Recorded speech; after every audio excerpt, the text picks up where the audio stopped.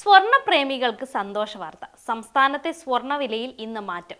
ഗ്രാമിന് 310 രൂപയാണ് ഇന്ന് ഒറ്റയടിക്ക് കുറഞ്ഞത്. ഇതോടെ 1 ഗ്രാം സ്വർണത്തിന്റെ വില 11,660 രൂപയിലെത്തി. പവന് 2,480 രൂപ കുറഞ്ഞ് 93,280 രൂപയിലാണ് വ്യാപാരം. കഴിഞ്ഞ ദിവസം അന്താരാഷ്ട്ര വിപണിയിൽ സ്വർണ്ണവില കുത്തനെ ഇടിഞ്ഞിരുന്നു. വർഷങ്ങൾക്ക് ശേഷമാണ് ഒരു ദിവസം സ്വർണ്ണവില ഇത്രയും അധികം ഇടിയുന്നത്.